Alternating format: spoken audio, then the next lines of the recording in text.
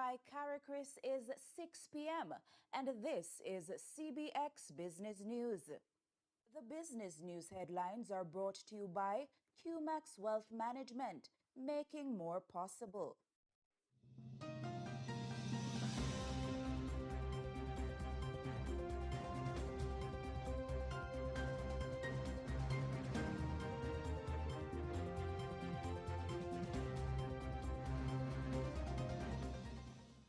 Jamaica's growth outlook, Trinidad's forex pressures, and U.S.-Canada trade barriers fall. Good evening and welcome to CBX Business News for Friday, August 21, 2026. I'm Rashel Moncrieffe. Thanks for joining us. Coming up, the Bank of Jamaica projects economic growth of between 1 and 3%, even as inflation risks remain skewed to the upside. Also ahead, Trinidad and Tobago Central Bank injects $50 million into the foreign exchange market as businesses continue to face currency pressures. And later, President Donald Trump says a new U.S.-Canada trade deal removes tariffs on farm products, easing a key source of trade friction between the two countries. Stay with us as we unpack these stories and more right after the break.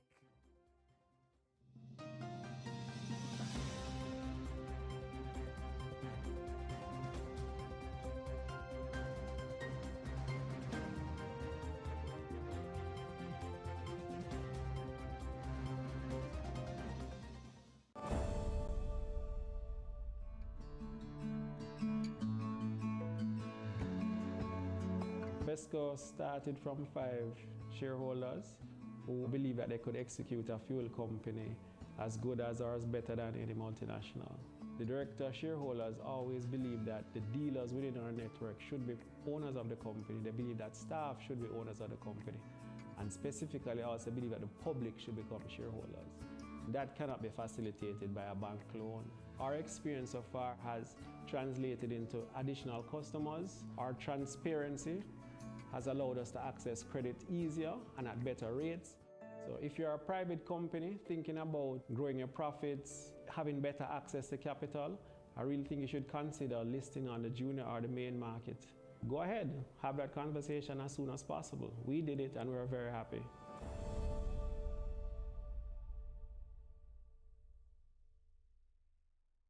The local news is brought to you by Derrimon Trading, better from the start. The Development Bank of Jamaica, facilitating economic growth and development. Caribbean Flavors and Fragrances, tease the senses, and Pulse Investments.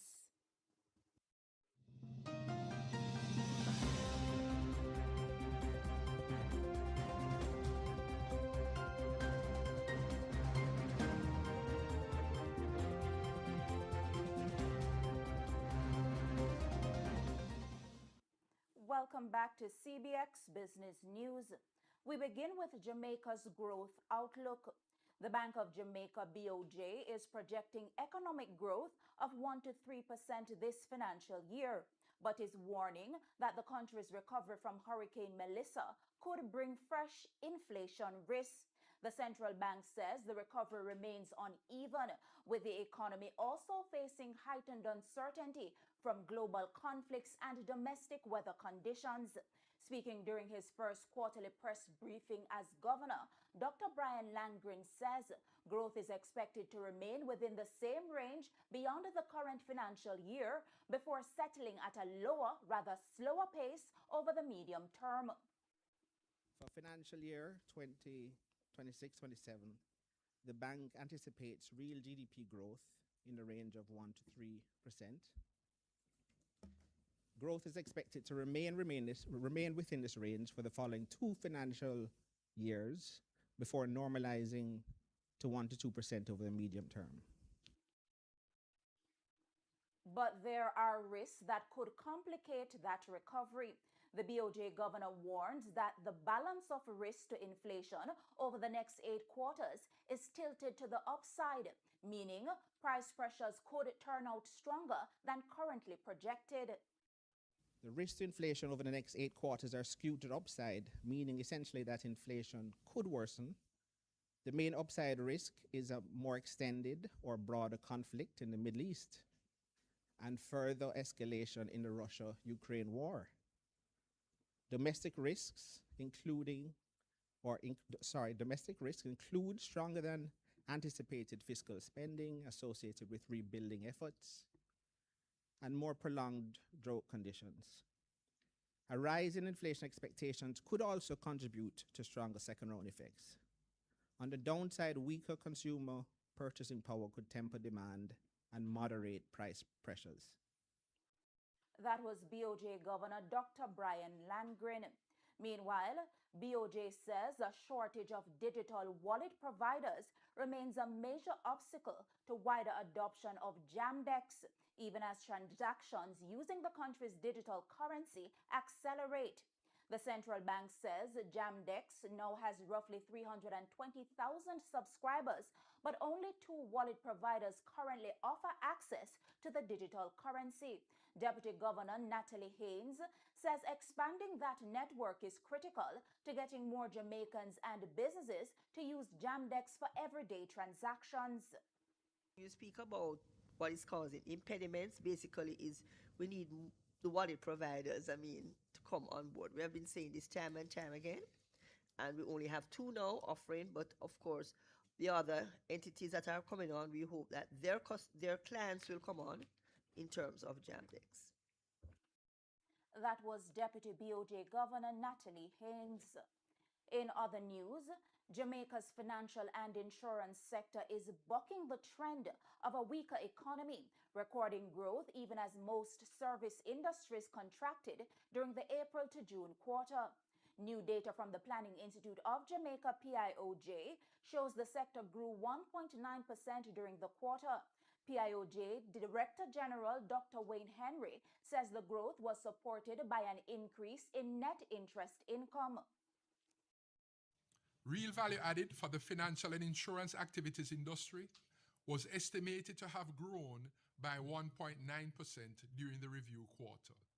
The performance reflected the impact of an increase in net interest income due to a rise in the stock of loans and advances at deposit-taking institutions and higher income from fees and commission, supported by increased utilization of financial services. That was PIOJ Director General Dr. Wayne Henry. And in financial news, West Indies Petroleum WIP Terminal shareholders could soon see their first dividend since the company joined the stock market. The board of WIP Terminal is considering a dividend after the company reported net profit of $1.93 million for the 6 months ended June, up 50% from the corresponding period last year. Revenue also climbed 20% to $5 million, while earnings before interest and taxes rose to $3.5 million. The announcement came from the company's chairman, Charles Chambers, during a recent investor briefing. The board of directors is currently considering a dividend, and because of the structure of the group of companies, what we need, we're quite interested in having the dividends flow up, and so I think that it's reasonable to expect that there will be, that we're giving the board is giving consideration to it right now. Companies above have been quite. Have had a very aggressive dividend policy because, like I said, we're sort of stacked one on top of the other, and ultimately, we need to get we're very much trying to get the dividends paid up at the top level as much as any of our shareholders. So it's being considered, and I would think that it'll fall in line with the rest of the company, which is to have a relatively aggressive dividend policy. At the same time, Chambers says the company is positioned to supply 93-octane gasoline across Jamaica once the fuel receives the required regulatory approval. He notes the company's storage infrastructure is already equipped to handle the higher octane fuel, allowing WIP to move quickly once the green light is given. The terminal is built in such an extraordinary way that we can actually step up to the plate and provide 93 octane whenever that legislation is approved. I expect that it probably will be gazetted soon, and we should be able to provide, not should be able, we will be able to provide 93 octane to the Jamaica motoring public through the gas stations that we distribute to across the island when it comes. That was WIP Terminal Chairman Charles Chambers. We move to the latest updates from the JSE Equities. In Friday's trading session, the JSE market activity resulted in the trading of 110 stocks, of which 45 advanced, 53 declined, and 12 traded firm. Leading the winners are ISP Finance Services, West Indies Petroleum Terminal, Lasco Financial Services, and Productive Business Solutions 10.50% perpetual cumulative redeemable preference share. While leading the losers are R.A. Williams Distributors, 138 Student Living Jamaica, Jamaica Producers Group, and Trans Jamaican Highway 8%. The main index declined by 1,212.13 points to close at 372,791.94 points. The junior market index declined by 12.92 points to close at 2,883.75 points. It's time for the Market Education feature, brought to you by CARICRIS, Regional Ratings, Global Standards. In today's Market Education feature, we will be talking about vesting. Vesting is the process through which an employee earns permanent ownership of certain benefits, such as employer contributions to a retirement plan or stock options, after meeting specific requirements. Employees generally own the money they personally contribute, while employer-provided benefits may become fully theirs only after a set period or other conditions are met. Vesting schedules can encourage employees to remain with a company longer, while also playing an important role in retirement and financial planning. That was the Market Education feature, brought to you by CARICRIS, Regional Ratings, Global Standards. And that's it for the local news segment. Please stay with us. The regional news is up next.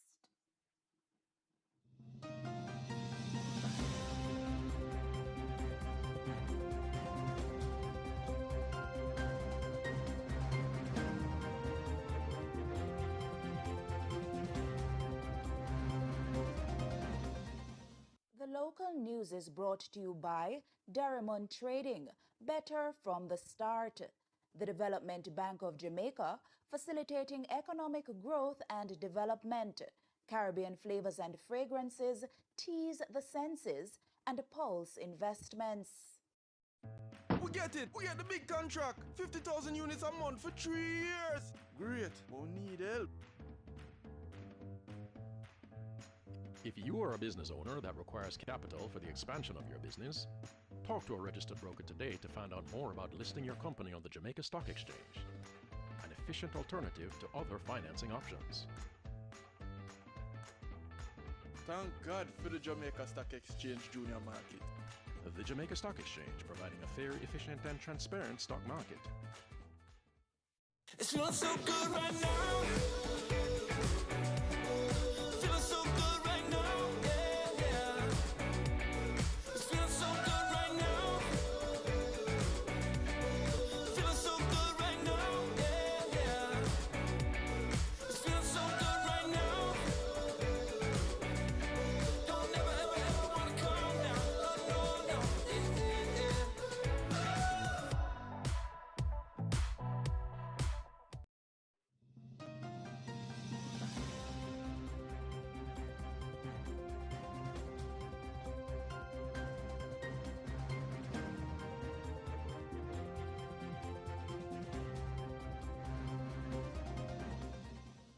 Welcome back.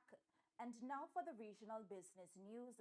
The Central Bank of Trinidad and Tobago has injected an additional $50 million into the foreign exchange market over the past 2 months as it moves to improve access to U.S. currency amid continued supply pressures. The measures come amid increased demand during the July to August vacation period and for overseas education-related payments. Since mid-June, the central bank has been providing twice monthly cash injections of $5 million through commercial banks, amounting to approximately $20 million so far. The bank also made an additional unscheduled intervention of $30 million on August 6, alongside its regular interventions to authorized dealers.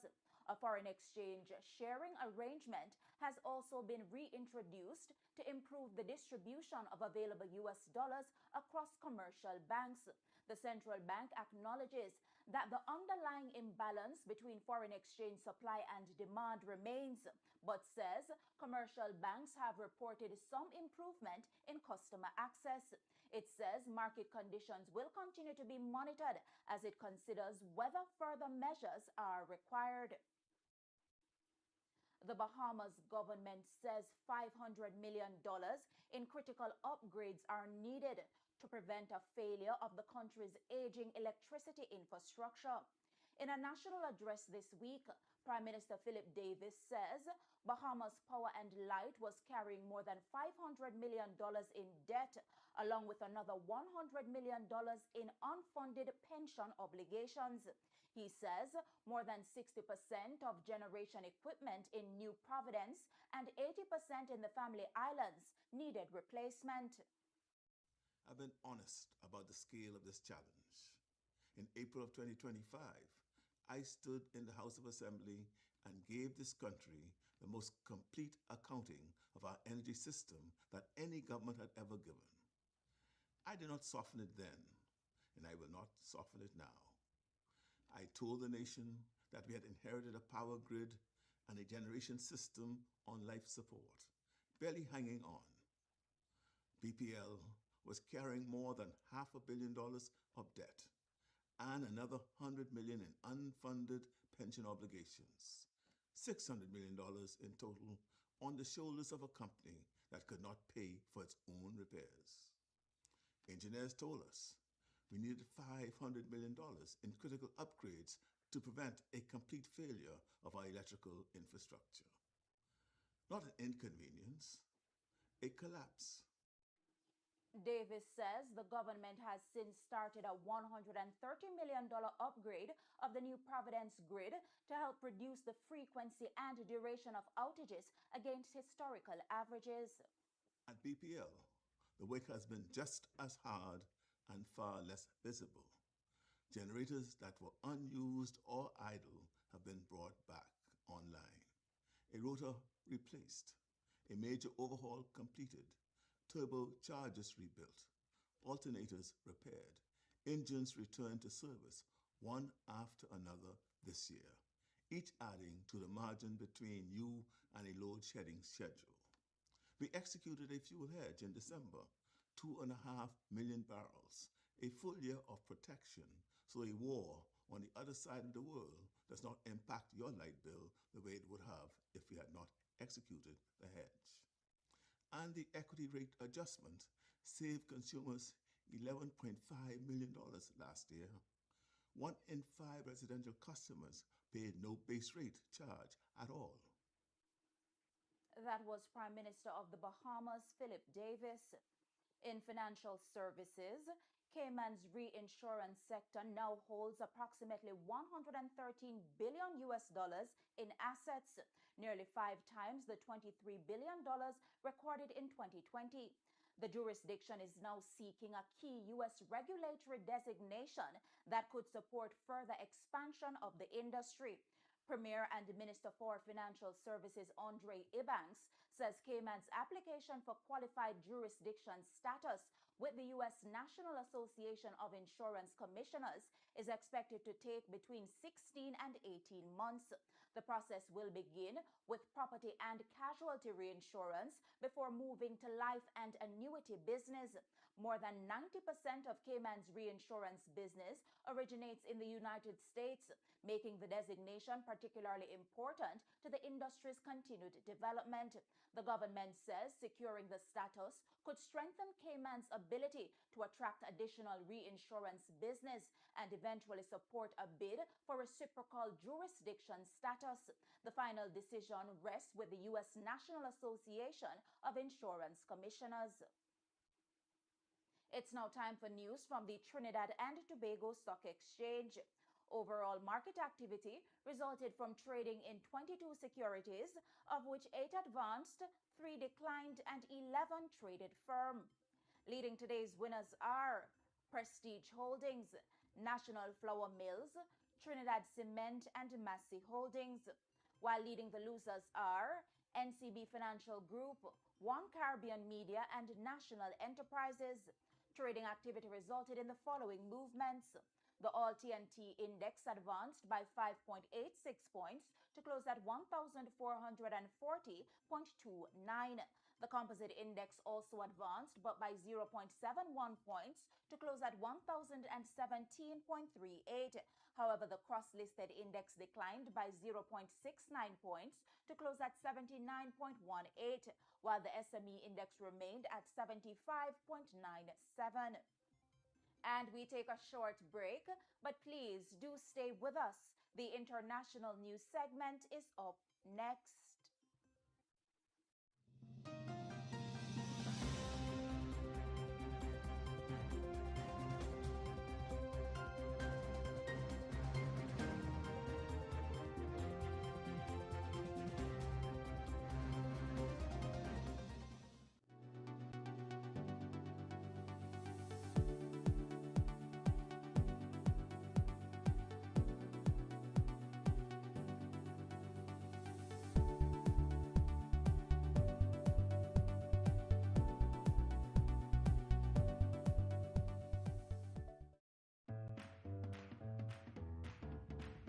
Mikey, is what sweet you saw? Yeah, dear babes. Where's the catty? We are going party tonight. Party? You secure your future yet? Careless. Did you know that over time the stock market has provided a reliably high return on investments? Be sure to contact a licensed stockbroker for more information on this exciting investment opportunity. Taking care of business, Mikey? Yeah, catty. I'm securing my future. Want to come look over my stock portfolio? The Jamaica Stock Exchange, providing a fair, efficient, and transparent stock market.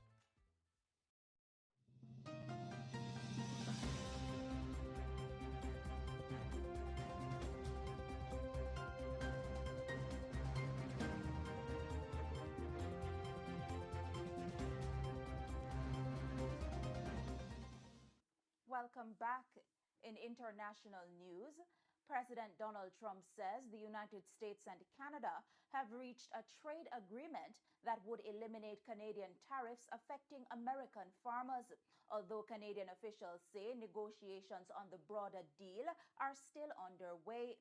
Speaking at the White House on Wednesday, Trump says he had a positive conversation with Canadian Prime Minister Mark Carney and declared that the two countries had reached a deal. Trump says the agreement would reduce tariffs paid by American farmers to zero. Yeah, we had a very good conversation with the Prime Minister last night, and we've come to a deal with Canada. As you know, the 50% tariffs across the board were going on against Canada today, and they called yesterday and they gave us the points that we had to have. Very fair deal for both. The tariffs will be non-existent for our farmers. Canadian officials, however, say the two sides are very close to an agreement, but negotiations are continuing, with tariffs on vehicles, steel, and aluminum among the issues still being discussed. We move from trade to disaster recovery in Colombia. The International Organization for Migration, IOM, is seeking $30 million to support Colombia's response to the powerful 7.4 magnitude earthquake that struck the country on August 10. Speaking at a UN press briefing earlier today, IOM humanitarian response and recovery specialist for Latin America and the Caribbean, Jean-Philippe Antolin, says the funding would support emergency assistance during the first 6 months while also supporting the transition toward longer-term recovery. Priorities include shelter and accommodation for displaced families, water and sanitation, healthcare and protection services. Aiming to complement the government-led response, IOM launched this morning a flash appeal of 30 million USD to expand its earthquake response in the initial 6 months. Our appeal aims to cover both urgent, life-saving help now and a gradual shift toward longer-term recovery, including shelter, managing accommodation sites, clean water and sanitation, healthcare, protection for vulnerable people, and helping communities to rebuild. Antolin says the IOM is working with the Colombian government, local authorities, humanitarian organizations, and other UN agencies to coordinate the response. IOM is leading the coordination of the shelter and site management cluster here in Colombia, with our team supporting the identification of affected populations, the assessment of priority needs and gaps in assistance in these areas. That was IOM Humanitarian Response and Recovery Specialist Jean-Philippe Antolin. And in the U.S. economy, U.S. services activity accelerated sharply in August, with the S&P Global Services PMI rising to 56.8 from 54.6 in July, beating market expectations of 54 and signaling the fastest expansion since December 2024. The improvement was driven by stronger demand, with new business rising sharply and companies rebuilding backlogs following weaker order flows during the second quarter. Hiring also strengthened as businesses responded to increased activity.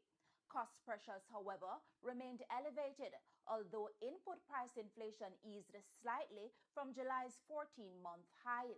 Prices charged by businesses also increased at a slower pace, with output price inflation falling to a 6-month low. Business confidence improved for a third consecutive month. And that's it for the international segment of the newscast. The news recap is coming up on the other side of the break.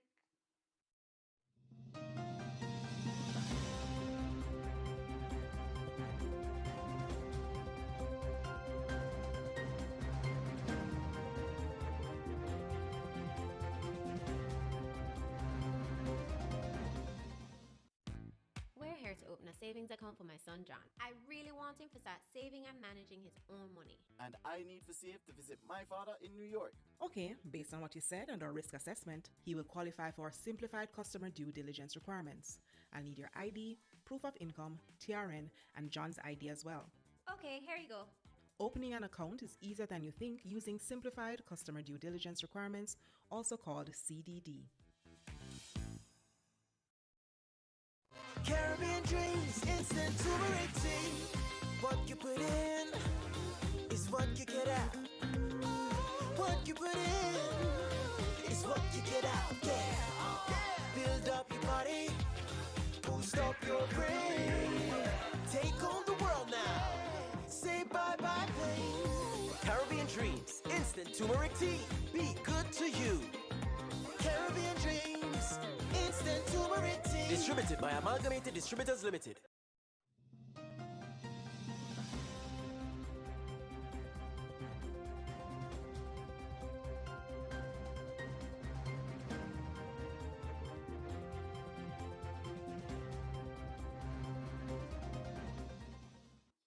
And now to recap our top stories. In the local news, BOJ projects 1 to 3% growth even as inflation risks remain high. Regionally, Trinidad Central Bank injects $50 million to ease foreign exchange pressures. And internationally, Trump says US-Canada trade deal removes farm tariffs. Those were the stories making today's CBX Evening News. On behalf of the entire production team, I'm Rashel Moncrieffe. Thanks for watching CBX, your region, your business, your source.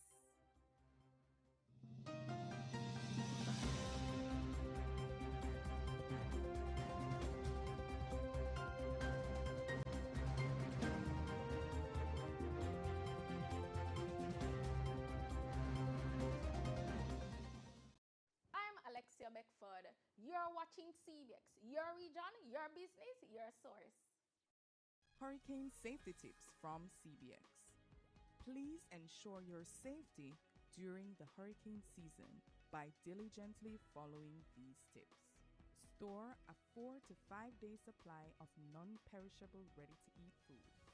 Ensure you have materials for securing doors and windows.